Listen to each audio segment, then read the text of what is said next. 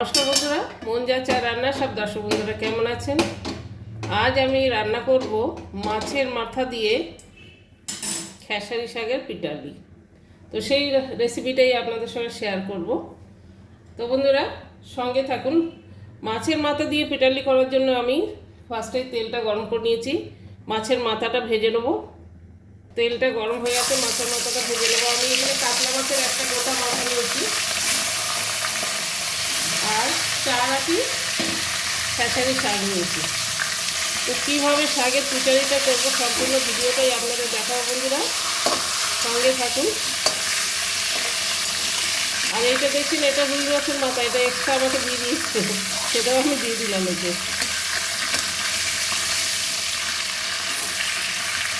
খেসারি শাকের রেসিপিটা এইভাবে করলে খেতে খুব সুস্বাদু লাগে।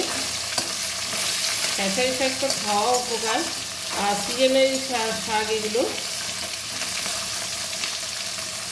মাছের মাথা দিয়ে পিঠালি খেতে খুব সুন্দর লাগে।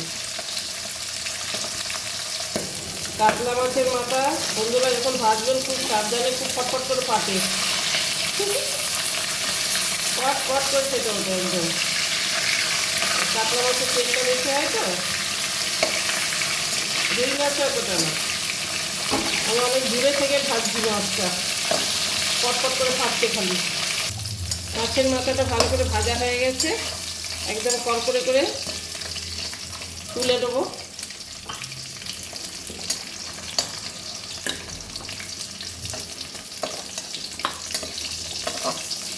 পিঠালিতে মাছের মাথাটা একটু ভালো করে কড়কড় করে ভাজার চেষ্টা করবেন, তাহলে খেতে খুব ভালো লাগে।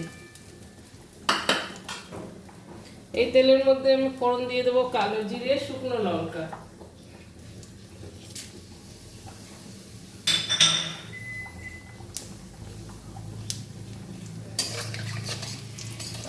গ্যাসটা কমিয়ে আমি সামান্য দিয়ে দিলাম 1/2 চা চামচ আদা বাটা।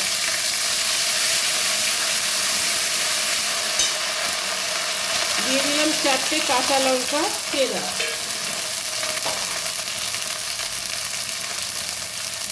হলুদ দিয়ে দেবো,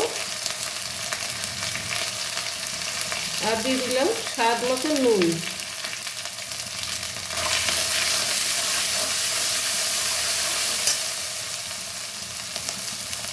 আর দিয়ে দিলাম 1 চামচ জিরের গুঁড়ো, 1 চা চামচ।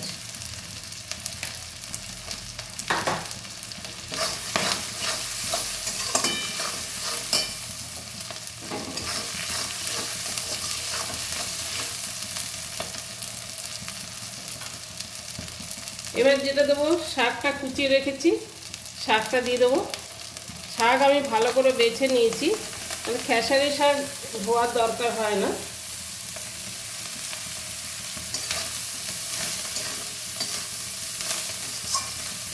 চার আটি শাক, দেখুন 4 বান্ডিল শাকে এইটুকুনি হয়েছে, বুঝতে পারছেন?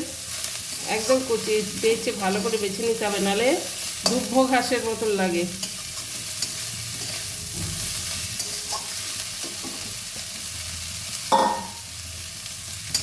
এবার শাকটা একটু চাপা দিয়ে দেবো, যেহেতু নুন দেওয়া আছে জলটা উঠবে।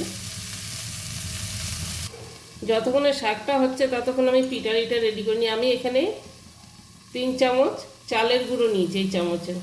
আপনারা চাইলে ময়দা দিয়েও করতে পারেন, আমি আজকে চালের পিঠালি করব। চালের গুঁড়ো দিয়ে, মানে কাতলা মাছের মাথায় দিয়ে আর পিঠালিটা করব। এটা গুলে নেব। এটা আতপ চালের গুঁড়ো, ভালো করে গুলতে হবে, নাহলে ডেলা পাকিয়ে যাবে।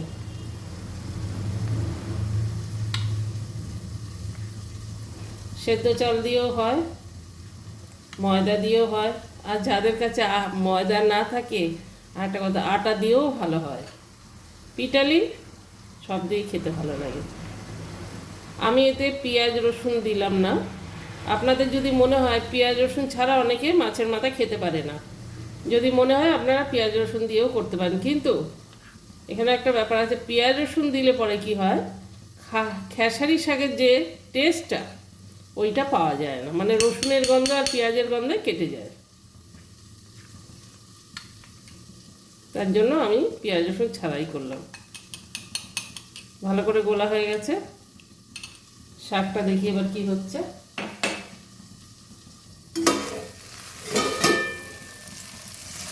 একটুখানি হয়ে গেছে।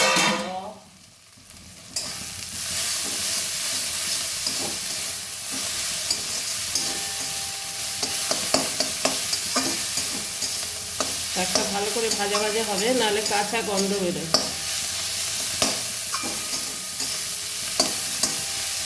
অনেকটাই ভাজা হয়ে এসছে। এর মধ্যে আমি দিয়ে দিলাম মাছের মাথাগুলো। দিলে মাছের মাথাগুলো খুন্তির সাহায্যে টুকরো করে দেবো। আবার গোটাও রাখে, আমি কিছুটা টুকরো করে দেবো।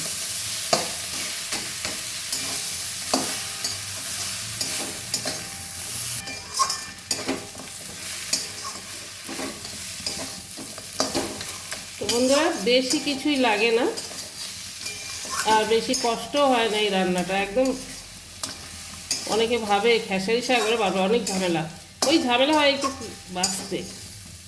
গ্যাসটা লো ফ্লেমে করে দিয়েছি। এবার আমি যেটা দেবো, এই পিটালিটা ঢেলে দেবো।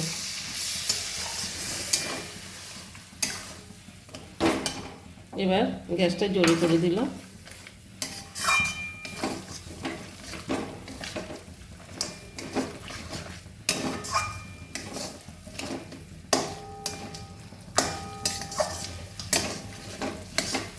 নাড়তে হবে ভালো করে, না নাড়লেই তলায় লেগে যাবে।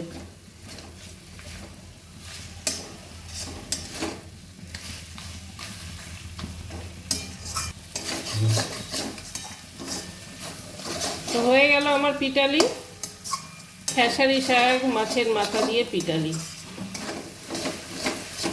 তো কেমন লাগলো আমার এই রেসিপিটা? বন্ধুরা, যদি ভালো লেগে থাকে একটা কমেন্ট অবশ্যই করবেন, আর লাইক করে দেবেন, আর শেয়ার করে দিন সবাইকে। আর পাশে থাকা বেল আইকনটা অবশ্যই দাবিয়ে দেবেন, যাতে যে কোনো ভিডিও আমি দেব সবসময় আপনাদের কাছে নোটিফিকেশন চলে যায়। আর যদি মন চায় সাবস্ক্রাইব অবশ্যই করে দেবেন, কেন আমার চ্যানেলের নাম মন চায় রান্না, ওই জন্যই বন্ধুদের বলছি যদি মন চায়। তো চলুন, হয়ে গেছে, সার্ভ করে দেবো। গ্যাসটা বন্ধ করে দেবো, নাহলে তলায় লেগে যাবে একদম। বন্ধুরা, আমি তো মানে মাছের মাথা গার্নিশিংয়ের জন্য রাখতেই ভুলে গেছি। কোনো ব্যাপার না, গার্নিশিংয়ে রাখার তো দরকার নেই, রাখলে আবার মুশকিল হয়ে যাবে। তো যাই হোক, সার্ভ করে দিলাম। আমার সব দর্শক বন্ধুরা এইভাবে বানান, সবাই আপনাদের কাছেও নতুন নতুন রেসিপি বানিয়ে আমাকে শেয়ার করুন, আর আমার রেসিপিটাও শেয়ার করুন। আর আমার মন যা চায় দর্শক বন্ধু, সমস্ত দর্শক বন্ধুরা সবাই সুস্থ থাকুন, ভালো থাকুন সব সময়, আর নতুন বছর যেন সবাইকার ভালো কাটে।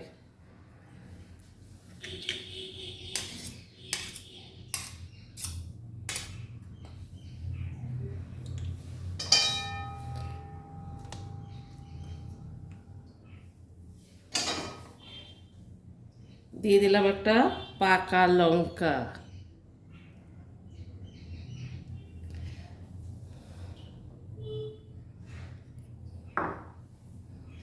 তো সবাই ভালো থাকুন, সুস্থ থাকুন, দেখা হবে নেক্সট ভিডিও। By, tata.